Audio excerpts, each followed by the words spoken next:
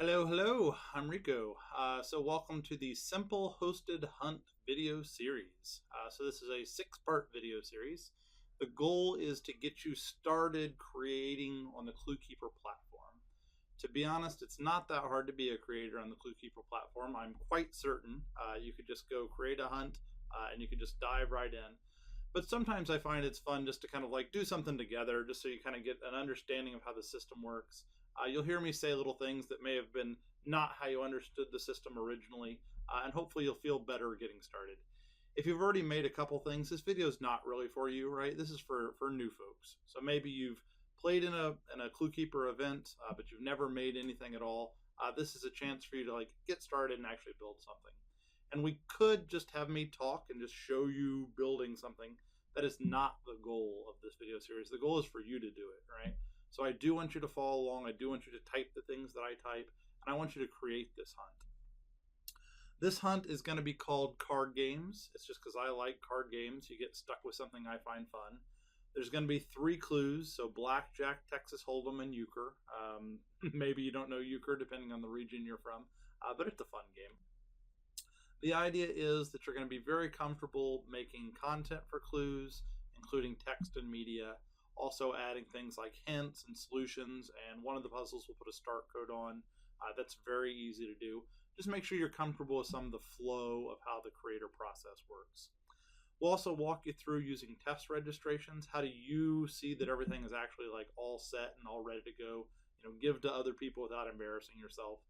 And then also we'll talk about the next steps for like publishing your hunt and running your hunt and inviting real teams to your hunt. So we'll just kind of go through this one video at a time and we'll learn about all these different things. In order to actually follow along, you're going to need 2 things. You're going to need Chrome, not really Chrome, but some web browser to do the creation. All the creation happens on the website. You can use a smartphone to do creation, but I don't recommend it, right? I mean, the screen sizes on these things, it'd be painful, right, to type all this. So get a computer, use Chrome, and go create a hunt on the website. You also are going to need a device in order to play a ClueKeeper hunt, in order to test your hunt. You will actually need a smartphone, right? So you have to actually have a smartphone to play a ClueKeeper hunt. So make sure you go ahead and do those things. Other things, just to kind of get yourself started, you're going to have to sign in to ClueKeeper.com. So to use a Google account to do that, you don't have to create a custom username and password for ClueKeeper. Just use any Google account, usually a Gmail. Create a ClueKeeper username, trivially easy, and then click on the Create button. There is a form we have you fill out, so if you're not a creator already, you will have to fill out this form. We just want to know what you're hoping to build, right? I mean, we approve everybody. It's not like it's a filter. It's not a job interview. We just want to know what you're doing, and you'll be approved as a creator. You will also need to have the mobile app so you can actually test what you're building, and we'll get into that later. So pause the video if you're not a creator yet, and go fill out that form so you can become a creator. The next thing I wanted to do is just walk through a demo, right? So you can see screenshots here. So this is kind of what it would look like on the ClueKeeper homepage. This is what your hunt main page would look like. So I've got a little logo in there. Your clue list, so you can see that there are 3 clues in your clue list. And then the clue view, you can actually see like the different clue in here. Probably shouldn't use those terms, but that's what I call them. So let's just go ahead and take a look at how this thing's going to work. So there's a lot of things on the back end. Setting this up as a hosted hunt is one thing we did. Setting up the content. You can see that there are 3 clues that are shown here. Instead of walking you through the back end, though, instead what I'd like to do is I'd like to just bring up, this is an iPhone simulator. It's the same as an iPhone. It's just this one's easier for me to share with the screen, right? And show you this hunt, right? So one of the things we'll be doing is creating a test registration. In order to use a test registration, you have to actually type in a little 6-digit code. This was the 6-digit code that I typed in here. When I typed that in, that actually downloaded the hunt from the website, right? So it's just called Card Games, Simple Hosted Hunt. This is a test registration, so this is not meant for normal players. This is just meant for you and your testing. And I have not started yet, right? So I go ahead and click on Start.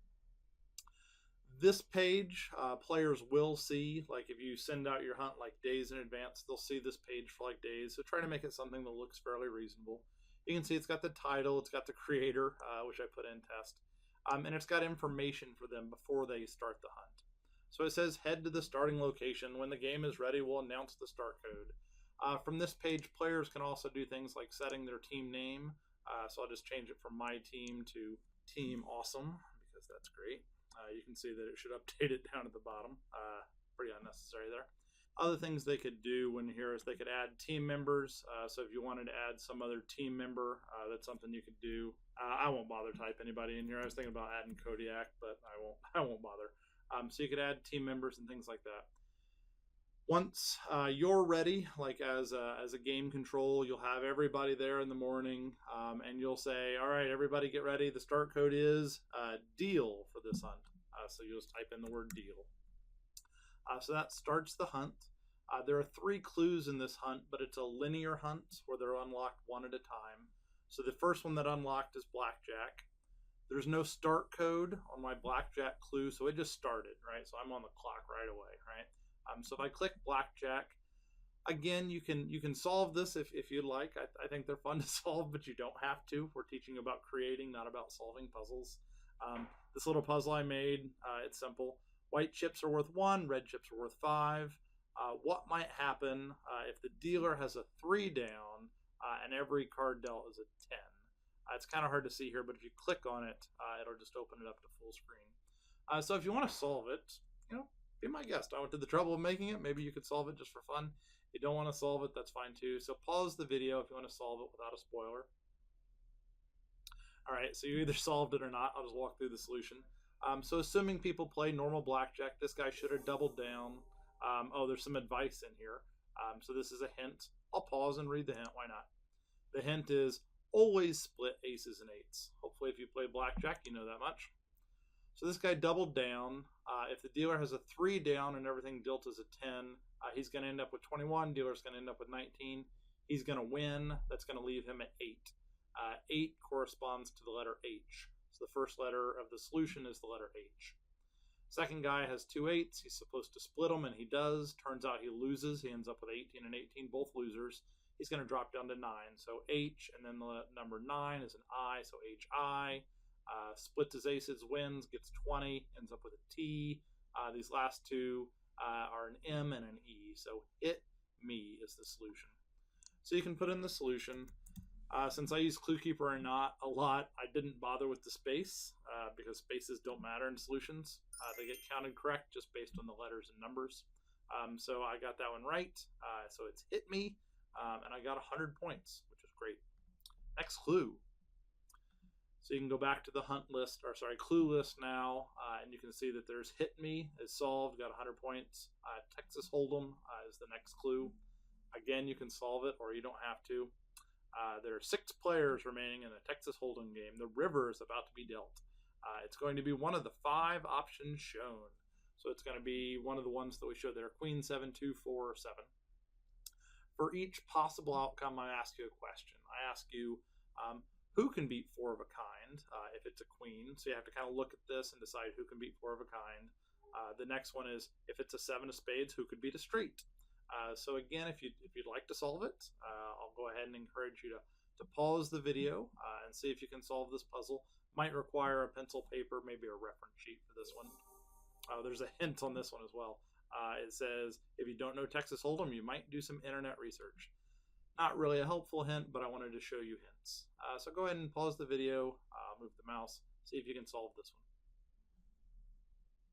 All right, so on the first one, the only person that could beat it is the straight flush. So that's a dot here, nobody else. This is Braille, so that's the letter A. The second 2 make a flush for this entire column. So that actually turns out to be the letter L. So it's A, L, L. Going through this kind of quick. The next 2 make the letter I and then the letter N in Braille. And so it says all in. So I can just go ahead and type it. I'll leave the space this time just for giggles. And sure enough, got that one right. All in is the solution. Takes me to the next clue. This clue is for the card game Euchre. Depending on where you're at, maybe you know Euchre, maybe you don't. This one has a start code. So if you go to the clue list, you can see that those are done. This one hasn't started yet. It's waiting for you to go there and solve it. To be honest, for hosted hunts, I recommend you always use start codes. They're a really good thing to do. but I left it off the first two just so you had to do less each time. It got a little bit more complicated. If you read this, it says travel to the park, find an envelope for your team, start codes on the outside of the envelope, pretend like the envelope says pick it up. If you know euchre, pick it up is a common thing you would say, and it works out well for picking up an envelope as well. Once you start the puzzle, again, if this was a real game, it wouldn't be an image. I'm using images just because we don't have any physical stuff, right? Definitely make physical stuff for your real game. But this one I had to use an image. Assuming spades is trump, sort the euchre hand shown below, putting the most powerful card first. So there are 5 cards here with little letters in the corner. If you want to try to solve it, if you know a little bit about euchre, go ahead and pause the video. See if you can solve this. So maybe you solved it, maybe you didn't. If you know euchre and if spades is trump, then the most powerful card is the right bower, which is the jack of spades. Second most powerful is the left bower, which is the jack of clubs. So actually it starts with the word B, or letter B, and then an O, and then come the king, queen of trump, which is a W and an E, and then the queen of clubs, which is just an off, is last. I put a hint on this one as well, saying if you don't know euchre, you can look it up, or just start guessing anagrams. This one solves 2 bower, right?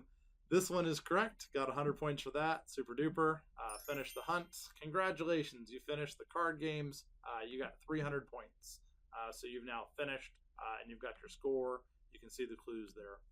Since this is a test registration, you can see it says test at the bottom. If you wanted to like keep testing, you can just reset the hunt and you can just play again, right? Makes it very obvious that test registrations are for you to test your hunt, right? This is not something you would give a player. It's not even something you would use in a play test, right? It's just for you to test your own work. Because to be honest, when you make it on the back end, like you can't really see what it looks like very well. So you have to use a test registration to kind of see what it looks like. All right, so that's the goal for this series. If you follow along with these things, hopefully you'll hit the learning objectives that I've kind of got set out for you. Come back next time. We'll actually start building this thing kind of from the ground up. All right, see you next time, and we'll make this thing. Bye.